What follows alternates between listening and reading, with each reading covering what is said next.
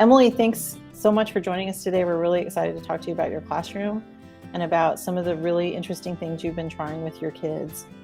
This is, I mean, we were just talking a minute ago about how when we all started the school year, we thought it's going to be so different. It's going to be back to normal. We're going to have our kids in class again, and everything's going to go back to the way it was. But that's not really what happened this year.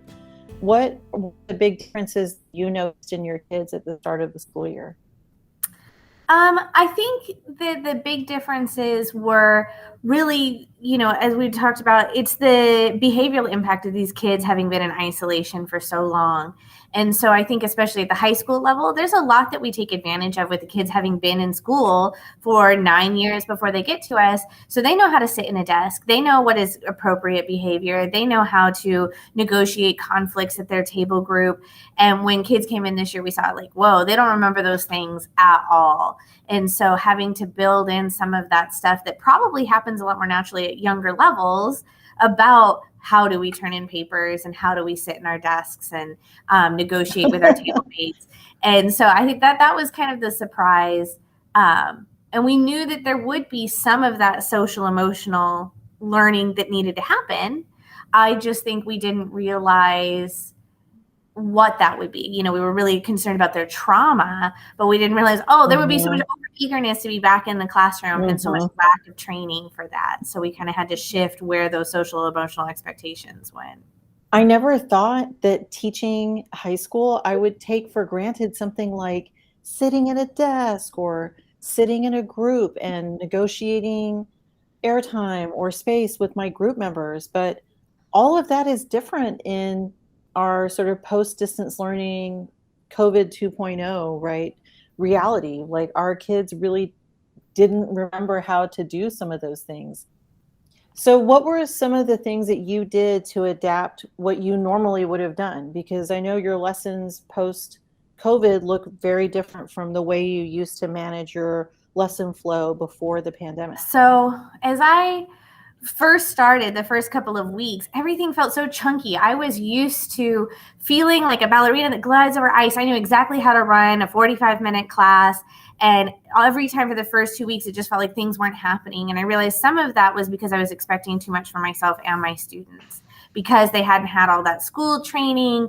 So my transitions weren't going the way that I was used to. And I realized, it's not just me. That's not just the kids. It's just that we're all out of practice. Okay. So I did have to learn to keep those transitions because they need to have that sense of time moving forward. But that I did have to reduce a little bit of my transitions actually to what I was used to. Because they just, every time I would transition to something new, I would lose a little bit in the lag time. Is okay, now we have to switch to this paper, or now we have to switch to this. And so really learning a new way to streamline so that I have transitions, but they're minimalized, or, maybe everything is on the Chromebook rather than we're going to do part in the notebook, part in the Chromebook. Okay. So that I kind of have to make that decision today. Is today a Chromebook day or a notebook day? Because once I have them take one out, I'm not going to want to have them take another out. And that's something that I've had to learn over the course of this year, that transitions are good, but should be limited. Right. We can't switch back and forth too many times during a class period. Exactly. Because you just lose them in that behavior lag time. And, even just learning like, it takes a while to turn on a Chromebook, and this Chromebook's dead, and this Chromebook won't log in, and this Chromebook isn't getting on the internet. So, that's why I needed to plan for it to be an all digital day or a no digital day. Okay. That makes a lot of sense. I learned kind of recently. One of the things I noticed, and actually for the people who are watching this, I came into Emily's class actually to look at her, how she does choice in her classroom, which might be a different video for a different day, and I came in with another teacher to look at that, and that was incredible to watch. But what amazed me was, even though you limited the transitions between like technology and stuff, the way you kind of chunked your lesson and the way you taught it to me, was a lot different than most of the classrooms we go into. Most of the classrooms, you kind of see a teacher do a 5 or 10 minute warm up, and then 5, 10, maybe 15-minute teach. Well, they'll model something, or they'll give some information, definitions, or some sort of content, and then the rest of the time is student work time, and the teacher's kind of walking around and helping students. But you had your lesson structured a lot more than that. You did more than one direct teach. and you kind of chunked their working time a lot less than maybe the 30 minutes at the end of class. It was about 10 or so minutes at a time of working. So how did you come about that? How did you decide to do those state changes or plan your lesson to be chunked more than even I've seen you do in the past? Because that's not my first time in your classroom either. Yeah, I think the decision to chunk in that way is really conscious, because if a kid is not interacting with the material, then you're losing their attention and they're not even really learning anything. Even if they watch me model for 15 straight minutes, there's a loss of learning when they're not interacting with that. Mm-hmm. So whenever I'm planning any kind of direct teach, at the forefront of my mind is okay, but where is the student interaction going to be with this? And there should always be something that they can be doing while I'm doing, whether it's, okay, they're giving me answers to questions and I'm writing those down.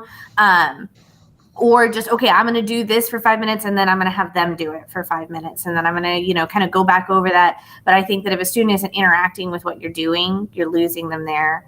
And then a lot of it is just thinking about the neuroscience of how a brain works, right? That it only has this limited attention span.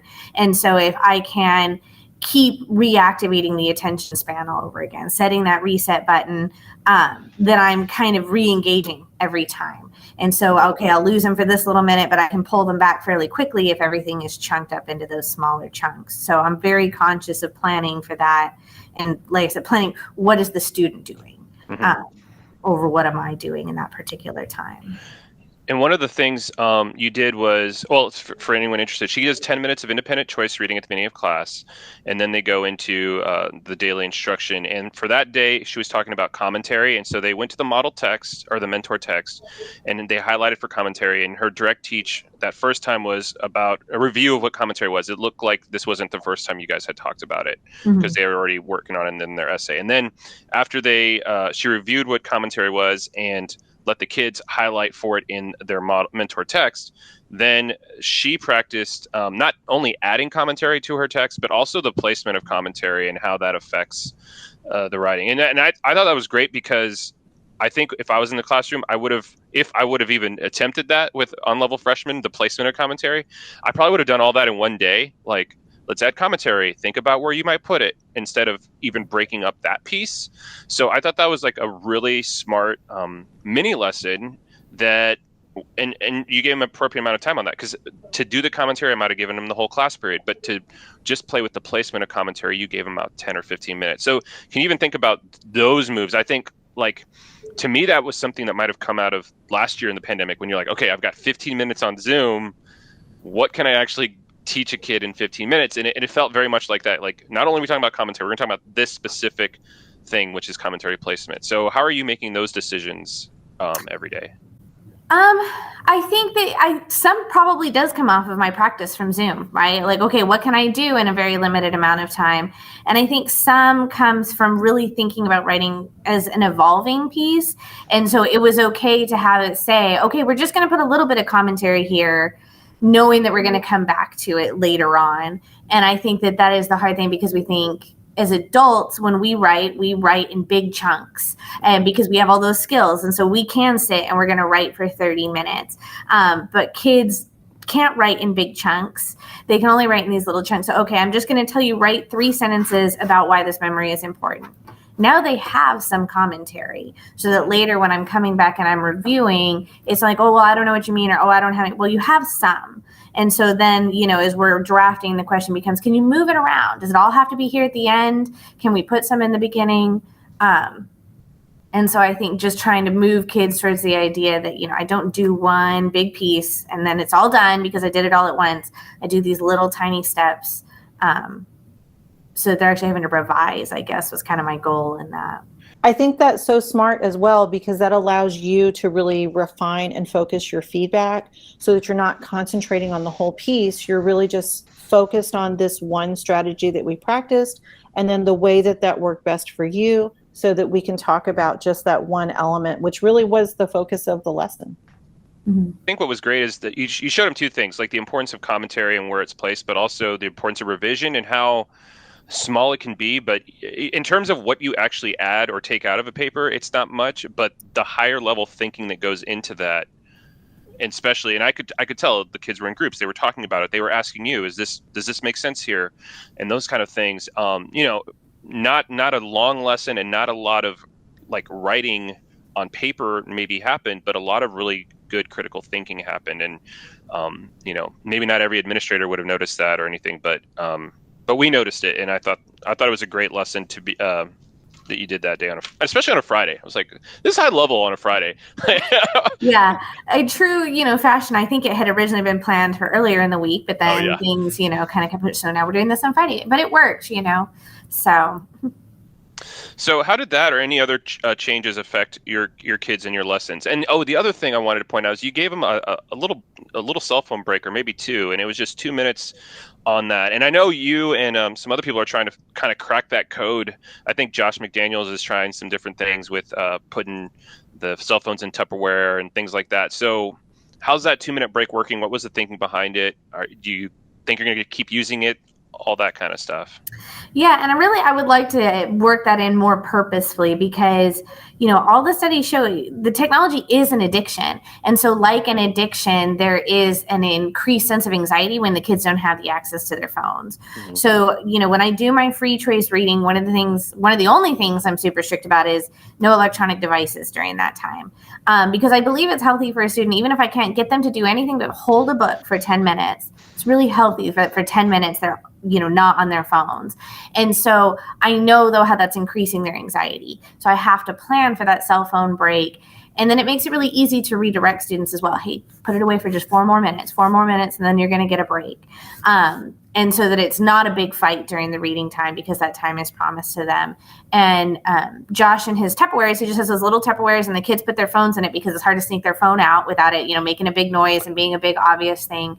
But the kids can see them. And that's a really important part of reducing the anxiety and then honoring that promise, right? I promised you that you would get this time and it's honored. And so it makes it easier for them to then honor the time that you don't access that cell phone.